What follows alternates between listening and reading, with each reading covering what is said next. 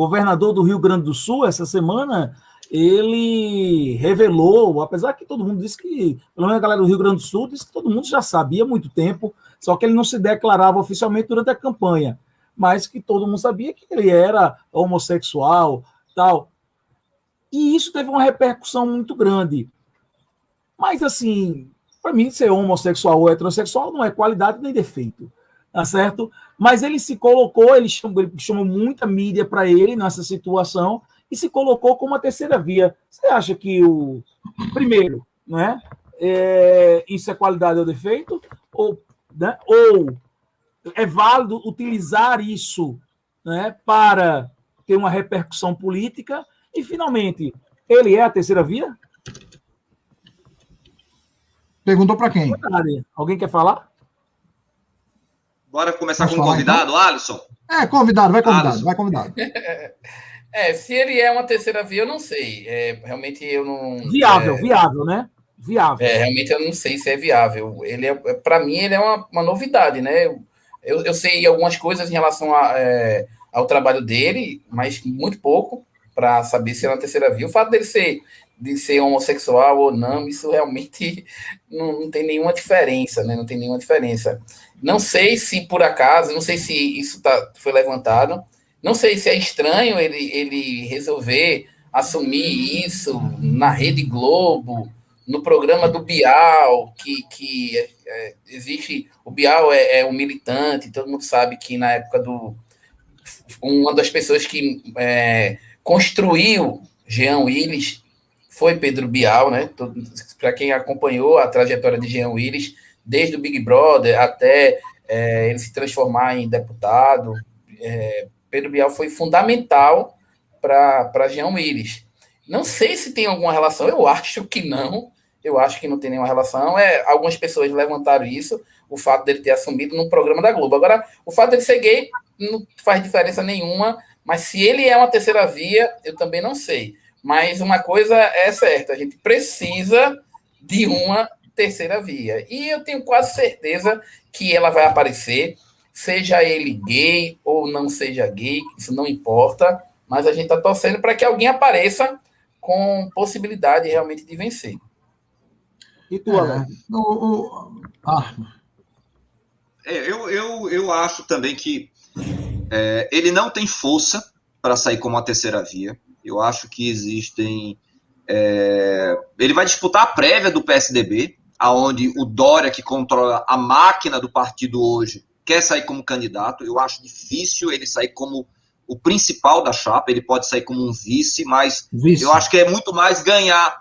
Eu acho muito mais ganhar visibilidade nesse momento para eleições futuras. Eu não acho que é o momento dele. Eu não acompanhei direito de como se deu a entrevista do Bial, mas eu acredito, o Alemão pode me corrigir, que eu tenho certeza que ele viu isso, que ele foi provocado em um dado momento no programa, porque aparentemente o Bolsonaro já teria feito alguns comentários maliciosos, e ele estaria entrando com ação na justiça contra o Bolsonaro. E aí foi nesse momento que ele disse que nunca havia se posicionado, ele nunca escondeu a orientação sexual dele para ninguém, mas nunca achou necessário explanar para Deus e o mundo a orientação dele, porque ele não queria, não com essas palavras, mas não fazer disso um baluarte para que ele tivesse capital político. Então, eu quero acreditar que foi algo muito mais espontâneo do que realmente uma tentativa de ter um ganho político. Ganha uma repercussão muito grande, porque na hora que você tem um político de expressão, é o governador do Rio Grande do Sul, que fala abertamente sobre a sua orientação, termina ganhando aplausos de vários setores, de vários segmentos da sociedade ligados justamente a essa causa, e, de uma certa forma, mostra uma transformação da sociedade. Porque, como o Alisson disse, como o Ricardo disse, que sem Alemão falar, eu tenho certeza que ele vai dizer a mesma coisa, para a gente, pouco importa a orientação sexual do político ou do candidato. O que importa são as ideias, são as propostas. Mas isso é o que nós pensamos, o projeto, não é? Mas, para muita gente, isso ainda é um ponto a ser destacado. É um ponto que é observado. Então, de certa forma, é muita coragem dele, de alguém que tem um projeto político porque é muito fácil, vírgula, desculpe, talvez no Rio Grande do Sul, onde exista uma tolerância maior, tá certo, a causa, seja mais simples ele simplesmente se posicionar. Mas se ele tem uma missão nacional, que anos foi isso? Não sei. Não pare, Bem, vá. Então, se ele tem uma ambição nacional, tá certo? E você vai para regiões aonde o machismo é muito acentuado, aonde o preconceito é muito acentuado, isso termina sendo um tiro no pé. Se ele termina sendo um tiro no pé, que ele termina perdendo voto, que muita gente vai votar e vai se preocupar com essa questão. Olha, na história teve muitos políticos gays não assumidos que precisavam aparecer com companhias femininas contratadas para poder, né? Porque a gente sabe que existe um histórico da nossa sociedade de ser machista, de ser homofóbica, de ser preconceituosa em vários níveis, preconceituosa em relação à raça, em relação à procedência, bairrismo e tudo mais. Eu vibrei com essa história porque, assinando embaixo do que a Alec falou, ele tem razão. Para mim, a orientação política não não qualifica o profissional, em nenhum campo. Né? Eu falei o quê? A orientação sexual, política. Foi? Sim. Você falou política. Falou política. Acho que eu falei política. A orientação sexual não qualifica nenhum profissional, sobretudo político. Né? Mas tem uma coisa, ele foi, antes de ser governador do Rio Grande do Sul, ele foi prefeito de Pelotas. Né? Então, assim, existe uma tradição, um clichê, né, de se taxar os pelotenses de homossexuais.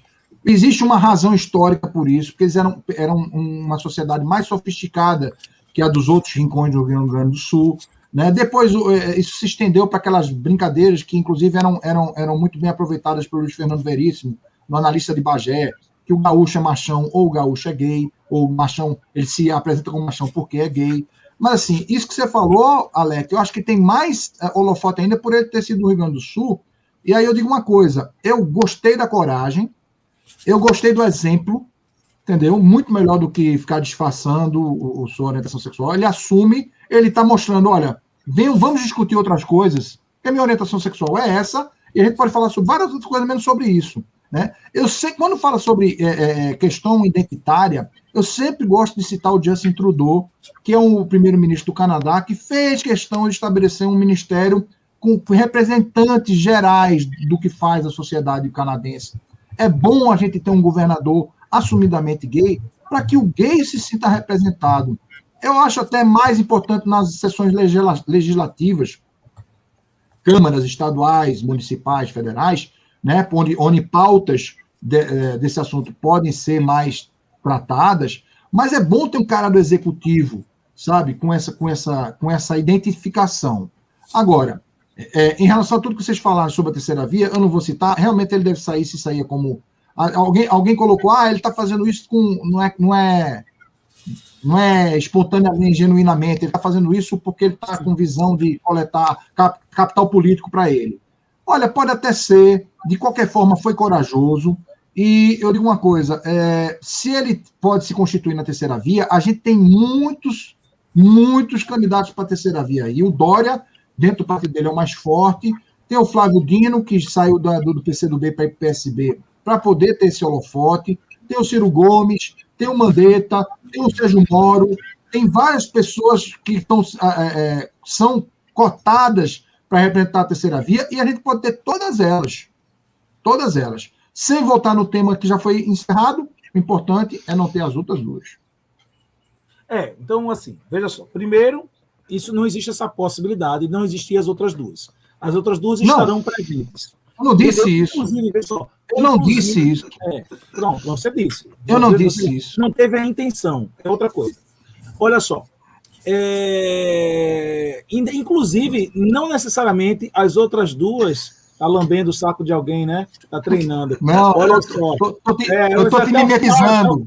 Olha, enquanto ele estiver lambendo, é bom. Ruim vai ser quando ele representar sentando, né? Aí o sentando vai ser complicado. Ó, veja só, é de miopia política impressionante, tá certo o que você falou. Primeiro porque não vai existir essa possibilidade. Inclusive, as duas frentes, elas estarão representadas, tá? Independente. Ele é igual meu irmão. Ele é igual meu irmão, ele não consegue falar outra coisa. Eu ouvi você falar, fique quieto, calado. O assunto é Eduardo Leite, rapaz. Eu vou tentar falar, se você permitir. Não é? Olha só. Perdi o que estava falando, tá vendo? Pois é, perdi o que estava falando. Irmão, é mal do nome. Ele tá tenso, minha gente. Não, porra, é porque eu estou tentando fazer uma linha de raciocínio e fico sendo interrompido. Olha só, primeiro, os dois, eles vão estar representados de uma forma ou de outra, ou por eles próprios, ou por algum assessor, alguém que vai, né, representá-los. Essa questão de você ter... o pior cenário para a terceira via é ter múltiplas candidaturas. É o pior cenário possível. Porque você tem o lulismo arraigado, que não vai abrir mão de jeito nenhum, que vai representar em torno de 20% a 25% da população. Você vai ter o bolsonarismo, que vai ter os mesmos 20% a 25% da população. E a única possibilidade da terceira via estar presente é se ela conseguir se unir a partir de um ou dois candidatos que consigam rivalizar com esses dois. Se houver uma fragmentação, como você falou, sair de um lado o candidato do PSDB, do outro lado o candidato do PSB, do outro candidato do DEM, do outro candidato do PSD, e assim por diante... Mas fale do Eduardo Leite. Todos, eu acabei de falar, o candidato do PSDB.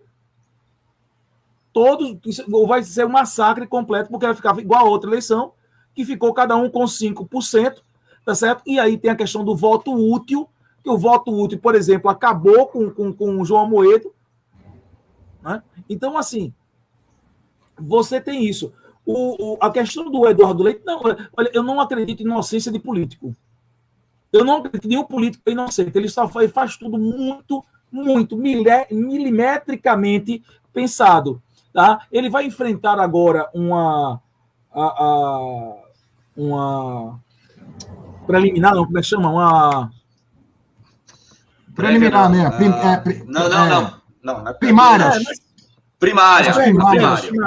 As primárias, tá certo? Provavelmente com o João Dória. O João Dória não tem a máquina do partido, muito pelo contrário, tá certo? A direção nacional é contra ele, porque ele é estúpido, arrogante.